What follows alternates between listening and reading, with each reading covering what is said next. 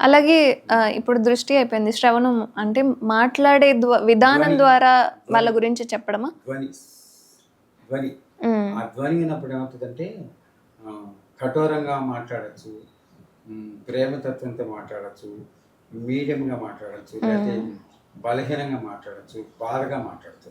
ఆ మాట విన్నప్పుడు ఆ స్వరంలో కఠోరం ఇవి ఇవి చెప్పిన విధానాల్లో ఏదైతే మనం వింటామో దాని వెంటనే సమాధానం వచ్చేస్తుంది. హ్మ్. ఆ శబ్ద తరంగిణి ద్వారా గ్రహణ శక్తి గ్రహించి ఆ గ్రహించే గ్రహణ శక్తి వలన అమ్మవారి వాక్కు వచ్చేస్తుంది. హుహు. ఇంకా ఆ వాక్కుకి తిరుగులేదు. హ్మ్. అది విధానం. ఇప్పుడు దీనంగా మాట్లాడారు, హ్మ్. అక్కడ వచ్చే సమాధానం లేదు. కఠోరంగా మాట్లాడారు, అది వేరు. కమాండింగ్గా మాట్లాడారు, అది వేరు. ఎప్పుడైతే సమయస్ఫూర్తిగా ఒక బాధాకరంగా ఒక క్లిష్ట సమయంగా ఇది గురువుగారితో తెలుసుకుని ఆయన మార్గాన్ని చెప్తారు, పరిష్కార మార్గం అన్నప్పుడు ఆ సమాధానం దగ్గర వస్తుంది. హ్మ్. వేసే ప్రశ్న నుండి వినే స్వరం నుండి సమాధానం వచ్చేస్తుంది. అది హ్మ్. విషయం. అంటే ఆ వ్యక్తి యొక్క స్వభావం ఏంటి అనేది కూడా మీరు మొత్తం చెప్పగలరు అని స్వరంలోనే విన్నాను. వచ్చేస్తుంది. ఆ! ఎప్పుడైతే ఆ స్వరం విన్నామో ఆ వ్యక్తి యొక్క గుణగణాలు మొత్తం చెప్పేసేస్తాం. అంటే గ్రహణ శక్తి అంటారు అది. హుహు. అది అలా ఆ విధానంతో చెప్పగలుగుతాం. అంటే నాకున్న సందేహం ఏంటి అంటే గురూజీ, ఒక్కొక్క మనిషి మనకున్న 9 రసాలని మాట్లాడగలరు, చేయగలరు. కానీ ఆ 9 రసాలు మాట్లాడుతున్నప్పుడు ఈ ఈ మనిషి యొక్క వ్యక్తిత్వం ఇదే అని ఏ విధంగా గుర్తుపట్టగలం? అదే గ్రహణ శక్తి. గ్రహించడం అనేది ఆత్మబోధ, వాక్కు. హ్మ్. వాక్కు వచ్చేస్తుంది. అది బాడీలో ఆటోమేటిక్‌గా ఈ వ్యక్తి దీనంగా అడిగాడు, ఈ వ్యక్తి కఠినంగా అడిగాడినప్పుడు గ్రహణ శక్తి అంటే యోచన జ్ఞానం అంటారు. సంపూర్ణ జ్ఞానంతో గ్రహణ శక్తితో ఈ పంచభూతాల సాక్షిగా ఒక అమ్మవారి వాక్కులాగా వచ్చేస్తుంది. హ్మ్. అది దీనికి ఈ ఈ వాక్యానికి తిరుగుండదు. హుహు. చెప్పినది వాస్తవం వస్తుందన్నమాట. ఓకే. ఇంకొకటి మూడవది లిఖితం అని. ప్రతి ఒక్కళ్ళకి రైటింగ్ స్కిల్ అనేది వాళ్ళ చిన్నప్పటి నుంచి అలవాటైపోయి వస్తూ ఉన్న పద్ధతి. కానీ రాతని చూసి కూడా వాళ్ళ సైన్‌ని బట్టి కూడా వాళ్ళు ఏ విధంగా ఉంటారు అనేది కూడా చెప్తారని విన్నాను గురూజీ. మహాత్మా గాంధీ సంతకం పెట్టాడు. హ్మ్. పిచ్చి గీతల్లాగా ఉంటుంది. ప్రపంచం మొత్తం ఆయన్ని గొప్ప వ్యక్తిగా మనం ఒక మహాత్మునిలాగా పూజించాం.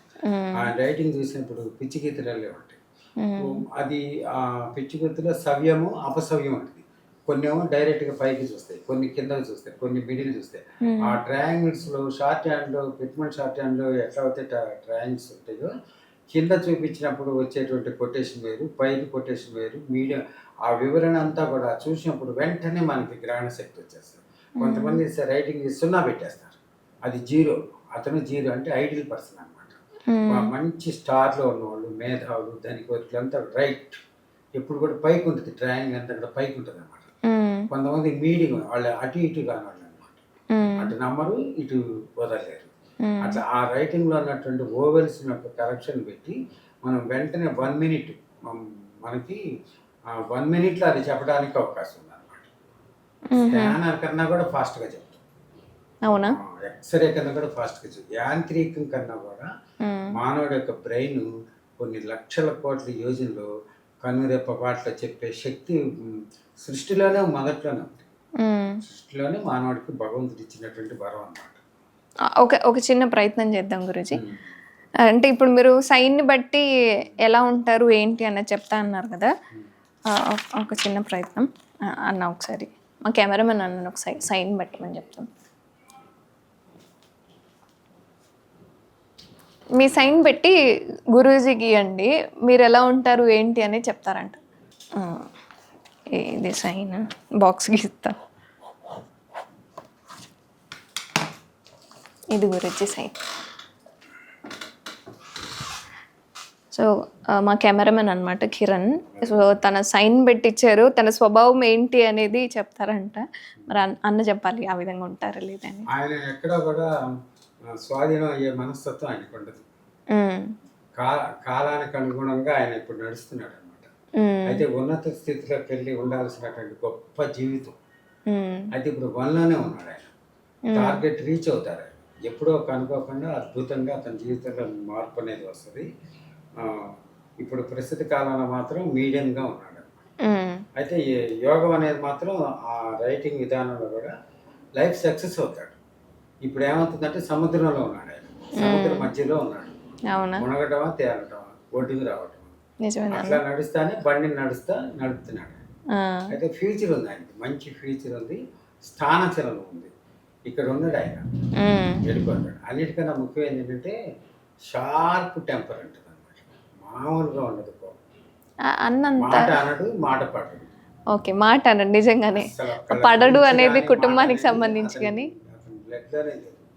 ఎంతసేపటికి మన కష్టం మీద, మన స్వయం కృషి మీద వెళ్ళిపోవాలి, పైకి వెళ్ళిపోవాలి, స్టార్కి వెళ్ళాలి తప్ప అనవసర విషయాలు ఆలోచించడం, మాట్లాడడం.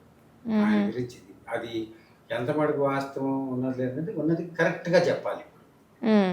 నిజమేనా అన్న?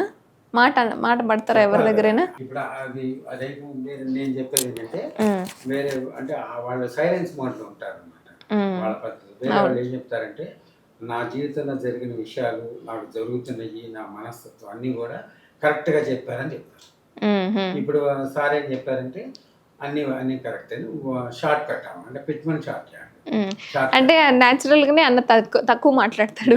అది వేరే, తర్వాత మీరు మాట్లాడారు.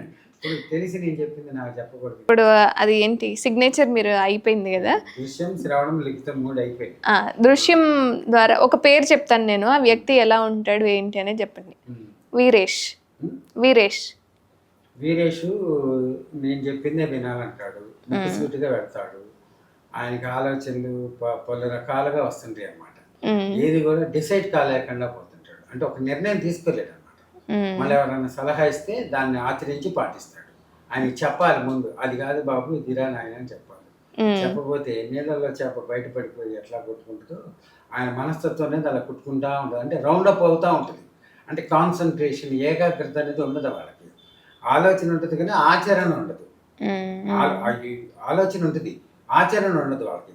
పక్క వ్యక్తి చెప్తే కానీ ఆయనకి బోధ కలగదు, ఆత్మజ్ఞానం అంటారు దాన్ని. అది అట్లా ఉంటుంది. అయితే పిచ్చి కోపం ఉంటుంది, మామూలు కోపం, విపరీతమైనటువంటి కోపం ఉంటుంది. అవునా?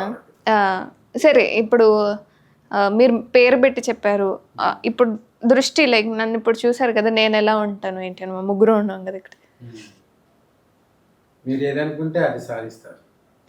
మీ మనసుకి నచ్చింది, మీకు ఆత్మబోధ జరిగి మీకు ఇది మంచిదని చెబితేనే 1000 మంది చెప్పినా మీరు వినరు.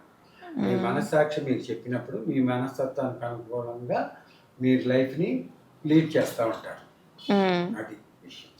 Thank you sir. నిజంగా అంటే వాళ్ళిద్దరి విషయం ఏమో కానీ నాకు నచ్చితేనే నేను చేస్తాను, ఏ విషయం అయినా. Thank you so much.